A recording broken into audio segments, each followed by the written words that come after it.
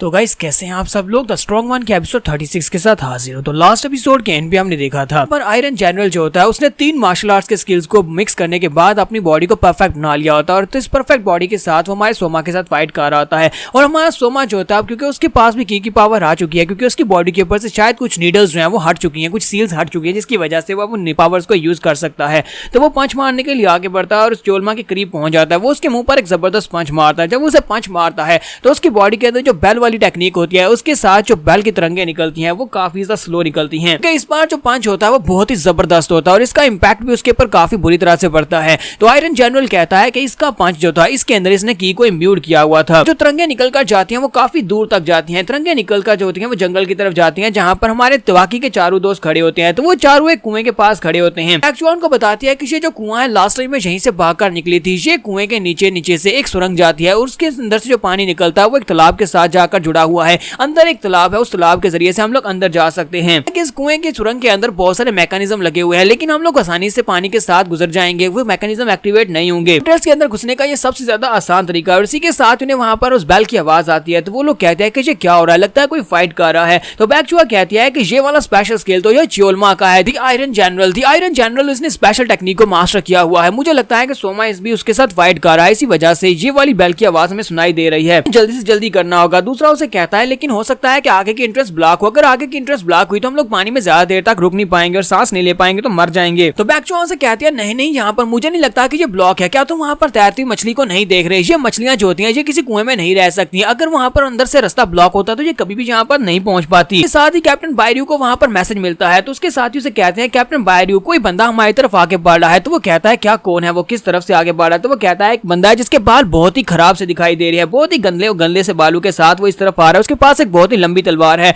और उसकी एनर्जी जो है वो काफी ज्यादा अनयूजुअल है। वो चलता हुआ आपकी तरफ आगे बढ़ रहा है। तो बायरू उनसे पूछता है मुझे ये बताओ कि इस वक्त वो कहां पा रहा है? तो वो कहता है कि वो आपसे ज्यादा दूर नहीं है, आपके अपने वेस्ट की तरफ देखें, वेस्ट साइड से वो आपकी तरफ आगे बढ़ रहा है। तो इसी के साथ ही वो सभी लोग वेस्ट की तरफ देखते हैं और कहते हैं कि यहाँ पर तो कोई भी नहीं है। बाकी के सभी लोग भी इसी तरफ देखते हैं। तो थोड़ी दूर के बाद वहां पर से उन्हें एक बंदा आता हुआ दिखाई देता है। तो ये हमारा द लाइटनिंग स्वॉर्ड होता है। तो लाइटनिंग स्वॉर्ड उनकी तरफ चलता हुआ आगे बढ़ रहा होता है। तो ली कर्नाक उनसे कहता है कि मैं इस बंदे को तो नहीं जानता, लेकिन इस बंदे की बॉडी से जो एनर्जी निकल रही है उस एनर्जी से पता चल रहा है कि ये एक एक्स्ट्रा ऑर्डिनरी मास्टर है, यानी कि हमें इससे फाइट करने में काफी ज्यादा दिक्कत हो सकती है। बैकचुआ जैसे ही उसको करीब आता हुआ देखती है तो वो कहती है ऐसा नहीं हो सकता, ऐसा बिल्कुल भी नहीं हो सकता। सभी मॉन्स्टर्स में से हमारा सामना इसी के साथ ही क्यों होना था? तो वो उसके बालों को देखकर उसको पहचान जाती है और कहती है ये तो लाइटनिंग स्वॉर्ड है। तो वो उनके करीब पहुंचता है और वहां पर पहुंचकर कहता है कि ये तो काफी ज्यादा अच्छी बात है बैकचुआ, हम लोग यहाँ पर दोबारा मिल रहे हैं। बैकचुआ उसे कहती है कि बकवास बंद करो, हम लोग इतने भी क्लोज नहीं थे कि तुम यहाँ पर आकर मुझसे इस तरह की बात करो। ठीक है, साथ ही वो अपने साथियों को बताती है कि ये मारियोंग फोर्ट्रेस का रैंक नंबर 2 है। ठीक है, लाइटनिंग स्वॉर्ड बैक जो उन है। तो बैकचुआ यानी कि लाइटनिंग स्वॉर्ड वहां पर आने के बाद से कहता है कि बैकचुआ ये क्या, तुम यहाँ पर नए दोस्तों के साथ आई हो, इनमें से कुछ को तो मैं नहीं पहचानता, लगता है कि तुमने म्यूरियम यूनियन के लोगों के साथ हाथ मिला लिया है। बैकचुआ से कहते हैं कि आखिर तुम होते कौन हो मुझसे ये पूछने वाले कि मैं यहाँ पर तुम्हें ये बता दूं कि मेरे साथी कौन है और ये कहाँ से आए हैं। इसी के साथ ही वहाँ पर उन्हें फाइटिंग की फिर से आवाज आती है, क्योंकि वहाँ पर ग्राउंड हिल रहा होता है। तो वो साइड के ऊपर देखता है और कहता है कि लगता है कि वहाँ पर चोरमा को फाइट करने में दिक्कत हो रही है, क्योंकि वहाँ पर कोई बहुत ही पावरफुल मास्टर है। तो लगता है मुझे वहीं पर चलना चाहिए। तो वो कहता है मुझे यहाँ पर शोर बिल्कुल पसंद नहीं है, तो मैं वहां पर जा रहा हूं। तो जैसे वो पीछे की तरफ मुड़ जाता है उन लोगों से कहता है कि मुझे लगता है कि तुम लोग यहाँ पर कुछ प्लानिंग बना रहे हो, लेकिन सोच समझ कर प्लानिंग बनाना। अगर तुम लोग मारियोंग फोर्ट्रेस के अंदर आ गए तो फिर कभी वहां से बाहर नहीं निकल पाओगे। लाइटनिंग स्वॉर्ड इन सभी लोगों को इग्नोर करके वापस चोलमा की तरफ चल पड़ता है, लेकिन वो सभी लोग वहां पर सोच रहे होते हैं कि अब यहाँ पर सिचुएशन यहाँ तक पहुंच चुकी है तो लगता है कि यहीं पर इसको खत्म करना चाहिए। अब हम लोग क्या करें, क्योंकि ये बंदा जो है ये रैंक नंबर 2 है, इसका मतलब यह है कि ये चोलमा के बाद सबसे ज्यादा स्ट्रॉन्गेस्ट है। इसी के साथ ही हमारी बैकचुआ जो होती है वो कहती है कि अब हमारे पास और कोई ऑप्शन ही नहीं है। और इसी के साथ ही वो जाकर उसकी बैक के ऊपर अटैक करती है, वो अपनी पाम के साथ उसकी बैक के ऊपर अटैक करती है, लेकिन उसको बिल्कुल असर ही नहीं होता। वो उसे कहता है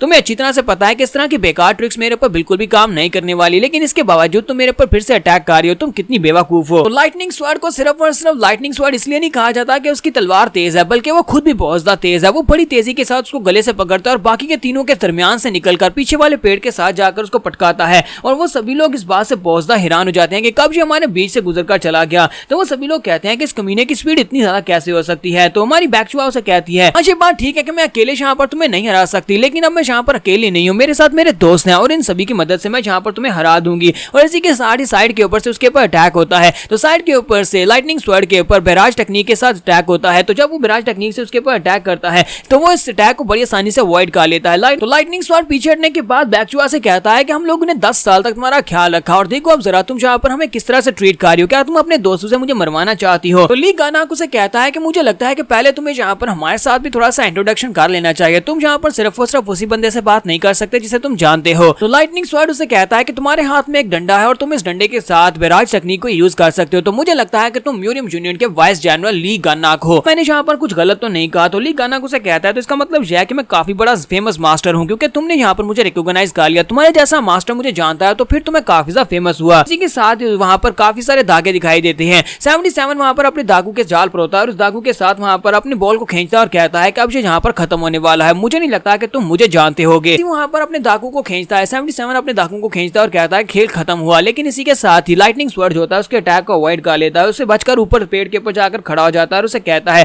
तुमने यहाँ पर एक बड़ी स्टाइल तकनीक के साथ मेरे पर अटैक किया, अपने धागों के साथ यहाँ पर मुझ पर अटैक किया। ये ड्रैगन सिल्क है और जिस तरह तुम असैसिनेशन करने की कोशिश कर रहे थे, मुझे लगता है कि तुम हंटर 77 हो। जब वो वहाँ पर ऊपर पेड़ के ऊपर खड़ा होता है, इसी के साथ ही कैप्टन बायरू अपनी तलवार लेता है और उसके ऊपर अटैक करने के लिए आगे बढ़ता है और कहता है कि तुम्हारा राइवल यहाँ पर मैं हूँ। जैसे वो उसके ऊपर अटैक करने लगता है, इसी के साथ ही लाइटनिंग स्वर्ड वहाँ पर से एक स्लैश लगाता है। वो हमारे बायरू के ऊपर एक स्लैश लगाता है और बायरू जो होता है स्लैश के साथ हिट होने के बाद पीछे की तरफ गिर जाता है और वहाँ पर वो भी उसके ऊपर बहुत सारे स्लैशेस लगाता है, जिसके साथ बायरू बहुत ही बुरी तरह से हिट होता है और वहाँ पर ग्राउंड के ऊपर नीचे गिर जाता है और उसके पीछे जितने पेड़ होते हैं वो सारे के सारे कट जाते हैं। तो बायरू कहता है कि ऐसा कैसे हो सकता है, इसने मेरे पर इनविजिबल स्वर्ड के साथ कैसे अटैक किया। तो इसका मतलब यह है कि इस लेवल तक पहुंच चुका है कि ये इनविजिबल स्वर्ड्स को यूज कर सकता है। इसी के साथ ही लाइटनिंग स्वर्ड वहां पर बैठे बैठे गिनती गिनना शुरू कर देता है। वो कहता है 16, 17, 18, 19। जब वो वहां पर 19 तक पहुंचता है फिर साथ ही वो हंसकर कहता है तो यहाँ पर पूरे 20 हैं। तो ये बात सुनने के बाद बायरू चिल्लाकर उसे कहता है तुम्हारी इस बात का क्या मतलब है। तो वो उसे कहता है कि मैं उन सभी लोगों को पहले खत्म करके आने वाला हूँ, क्योंकि वो सभी लोग हमारे रास्ते की रुकावट बन सकते हैं। तो पहले तुम्हारे 20 लोगों को मार कर आऊंगा। और इसी के साथ ही वो सामने से गायब हो जाता है, जबकि बायरू चिल्लाकर उसे कहता है कमीने कहीं कि उनको हाथ भी मत लगाना। फिर साथ ही वो चिल्लाकर उन लोगों से कहता है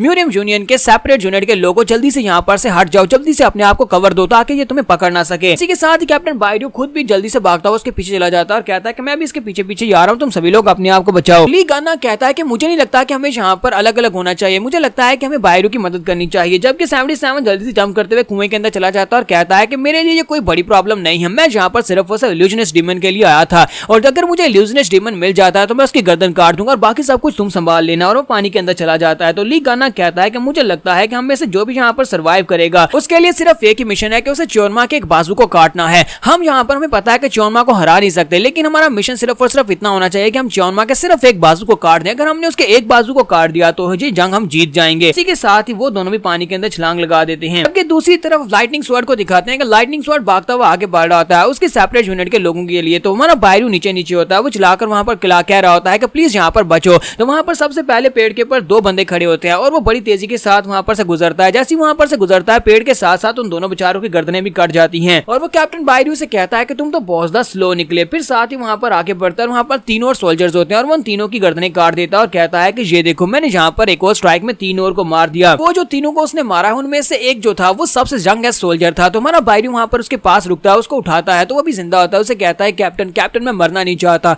और इसी के साथ ही वो बेचारा वहीं पर मर जाता है और इस बात से बायरू को बहुत ज्यादा गुस्सा आता है। बायरू कहता है कि लाइटनिंग स्वर्ड बैक जो उन तुम मेरे हाथ से नहीं बचोगे। तो यहाँ पर हम लोग अपनी एपिसोड 36 का एंड करेंगे। एपिसोड की एक्सप्लेनेशन अच्छी लगी हो तो कमेंट करके जरूर बताइएगा। चैनल को सब्सक्राइब कर दे, वीडियो को लाइक और शेयर कर दे। शुक्रिया।